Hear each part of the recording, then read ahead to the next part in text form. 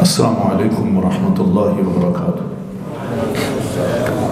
بسم اللہ الرحمن الرحیم، الحمدللہ والصلاة والسلام علی رسول اللہ، اما بعد۔ آج کی یہ مختصر سی تقریب جس کا عنوان ہے امام بخاری رحمۃ اللہ علیہ اور جو بائبل ہے ان کے درمیان ایک تقابلی مطالعہ، امام بخاری رحمۃ اللہ علیہ نے جو علمی کام کیا ہے اس کا اور بائبل کے درمیان ایک تقابلی مطالعہ۔ اس کے جو ماشاءاللہ اسپیشلسٹ ہیں وہ تو مولانا محمد حسین صاحب ہیں جو تشریف لائے ہیں کراچی سے۔ میں صرف مختصر سی گفتگو آپ کے لیے کرنا چاہتا ہوں، وہ یہ ہے کہ ضرور سوچیں اس بات پہ کہ امام بخاری رحمۃ اللہ علیہ اتنے بڑے امام کیسے بنے، کیوں ان کو یہ مقام ملا ہے کہ انہوں نے بہت سی کتابیں لکھی جن میں ان کی ایک کتاب صحیح بخاری بہت ہی معروف کتاب ہے اور دنیا کی قرآن مجید کے بعد دنیا کی صحیح ترین کتاب ہے۔ اس کی کیا وجہ ہے؟ سوچیں اس بات پہ۔ وہ یہ تھی کہ بچپن سے ہی آپ ہی کی عمر میں امام بخاری رحمۃ اللہ علیہ کو ایک شوق تھا علم حاصل کرنے کا، علم یاد کرنے کا، اور ان کے گھر کے پاس جو مسجد تھی اس مسجد میں ایک بہت بڑے شیخ تھے، حدیث کے بہت بڑے امام تھے، ان کے حلقے میں جا کے بیٹھ جاتے تھے۔ جہاں شیخ بیٹھے ہیں، پبلک ساری بیٹھی ہے، وہ ان کے قریب ہی بیٹھ جاتے تھے اور جو وہ کہتے اس کو غور سے سنتے تھے،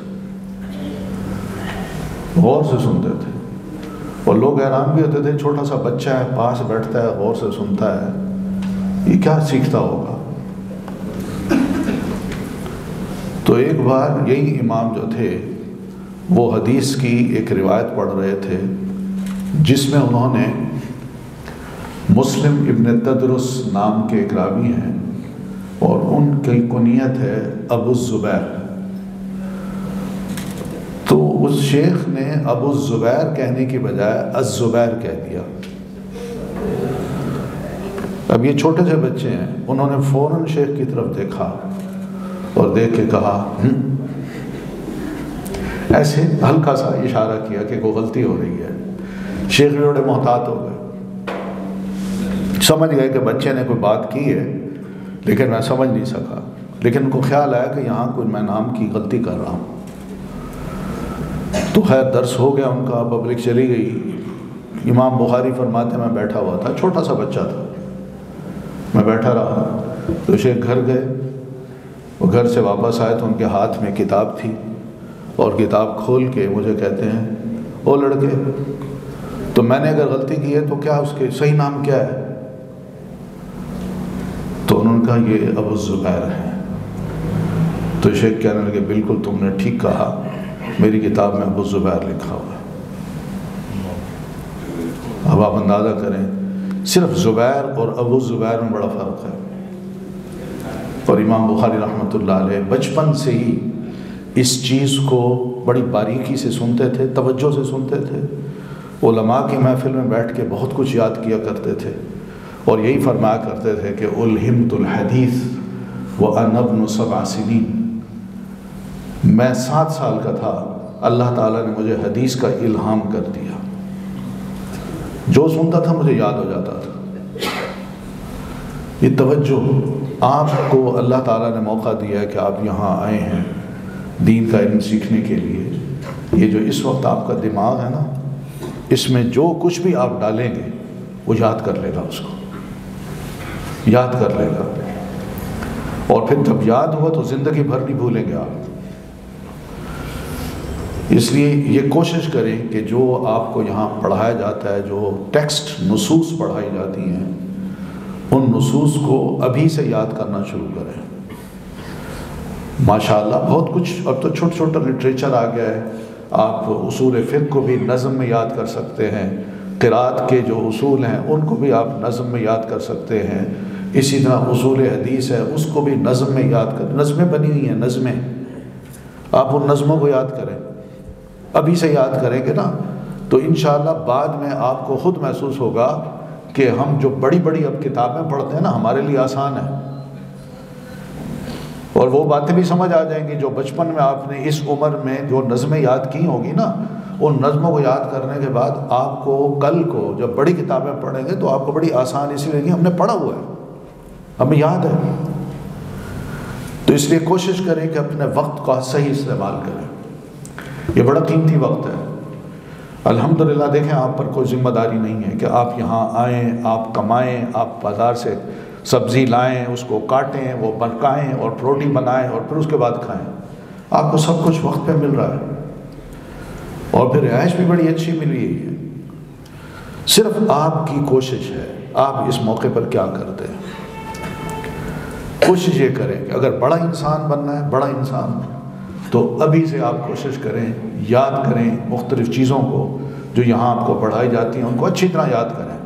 آپس میں جب بیٹھیں تو بجائے سیاست کے بات کرنے کے یا کوئی الٹی سیدھی باتیں کرنے کے، آپ آپس میں علمی باتیں کیا کریں۔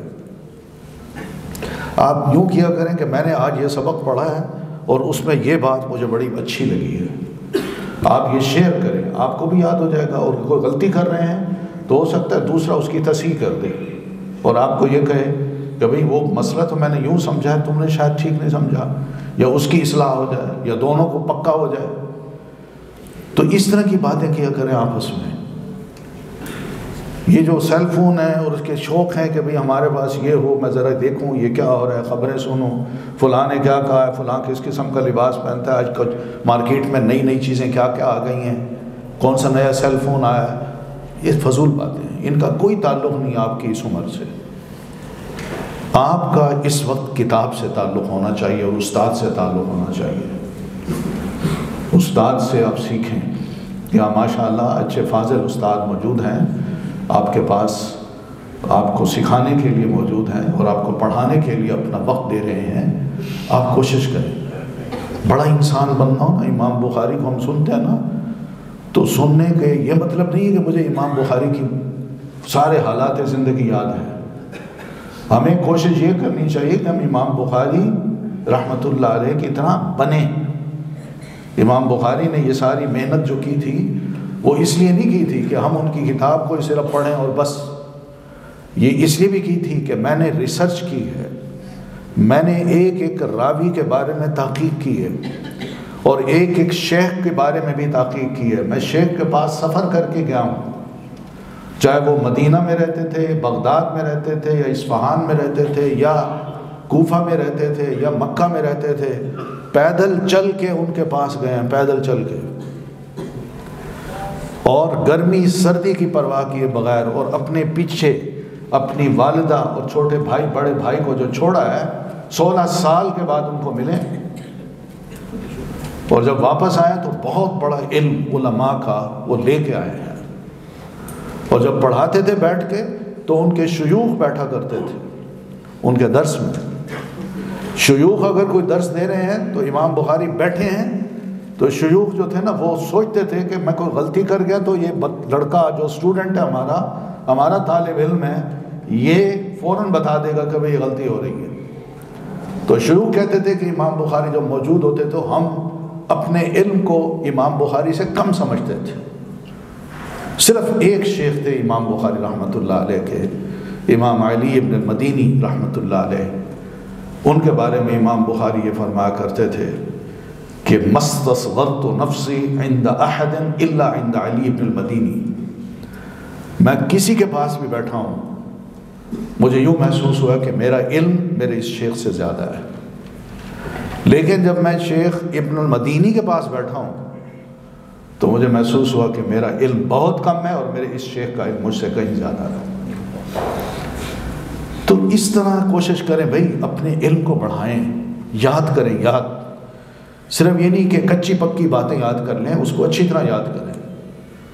انشاءاللہ آپ دیکھیں گے کہ اللہ تعالیٰ آپ کے اندر ایسی خوبی پیدا کر دے گا، یہ علم آپ کو اتنا فائدہ دے گا کہ جہاں بھی جائیں گے آپ کے اس علم کی قدر ہوگی اور آپ کی بھی بڑی قدر ہوگی۔ اس لیے یہ باتیں سوچیں کہ میں بڑا اچھا خطیب بن جاؤں اور بڑا بہترین لباس پہن لوں اور پھر اس کے بعد جب پبلک کے سامنے جاؤں تو مجھے لوگ کہیں کہ میں بڑا علامہ ہوں. یہ باتیں ٹھیک نہیں ہیں، یہ علم کے خلاف ہیں. علم ہمیں سادہ بناتا ہے، سادگی سکھاتا ہے، عاجز بناتا ہے. اور یہی علم جتنا کچھ ہم سیکھتے جائیں گے اتنا متواضع ہماری طبیعت ہوتی جائے گی، ہم عاجز بنتے جائیں گے. جس کے پاس علم ہو اور وہ علم اس کو کیا کہتے ہیں مغرور بنا دیتا ہے، وہ اکڑتا ہے دوسروں کے سامنے، اور اپنے اساتذہ ہوں یا دیگر علماء ہوں ان پر اپنی علمی برتری ثابت کرنا چاہتا ہے، یا وہ چاہتا ہے کہ میں مجلس میں بیٹھ کے ان سے کوئی ایسا سوال کروں کہ میں لاجواب کر دوں اور پبلک میں وہ لاجواب ہو جائے. اس کو دین نے پسند نہیں کیا. یہ اساتذہ کی توہین سمجھا ہے، علم کی توہین سمجھا ہے، اور ایسے شخص کو کہا ہے دین نے کہ مغرور انسان ہے. تو اس لیے کوشش کریں کہ اپنے آپ کو اچھے سے اچھا، نیک، باعمل، با کردار، با اخلاق عالم بنائیں. یہ موقع ہے آپ کے لیے.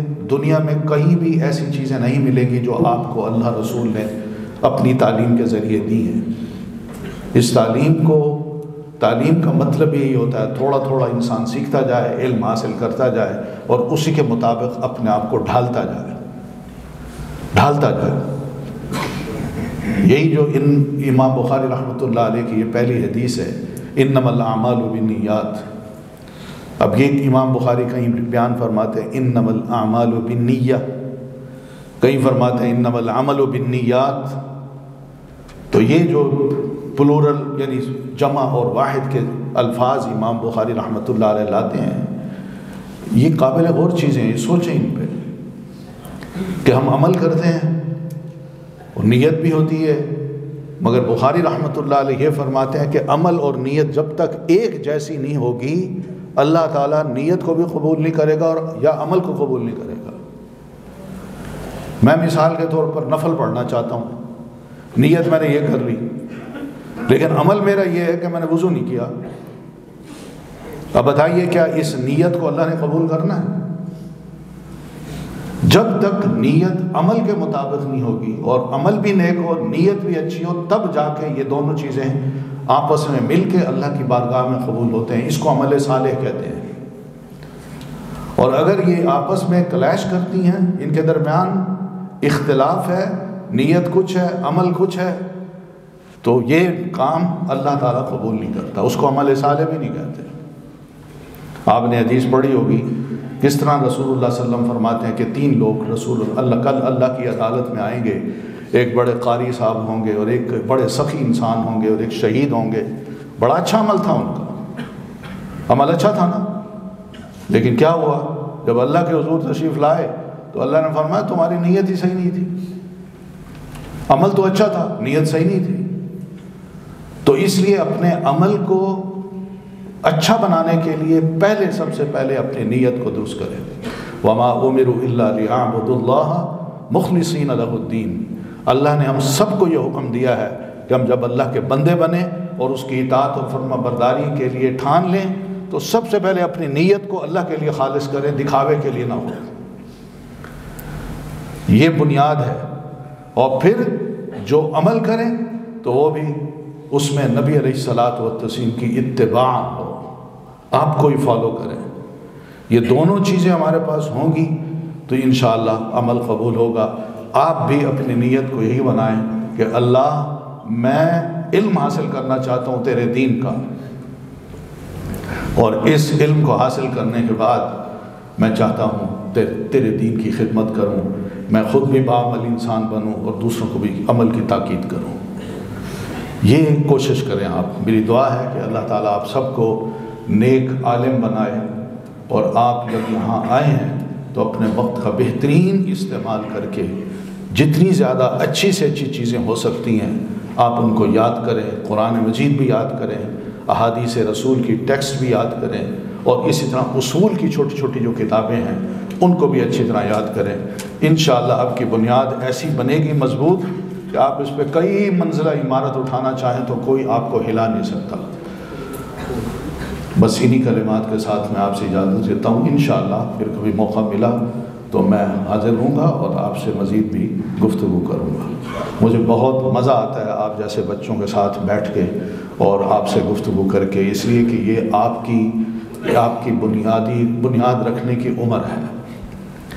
یہ عمر بڑی قیمتی عمر ہے، اس کو ابھی سے آپ بنیاد سیدھی رکھیں گے نا تو سیدھا پلر کھڑا ہوگا، دیوار سیدھی کھڑی ہوگی، اور اگر بنیاد ٹیڑھی ہوئی تو دیوار بھی ٹیڑھی بنتی چلی جائے گی اور عمارت بڑی ہو کے بھی گر جائے گی۔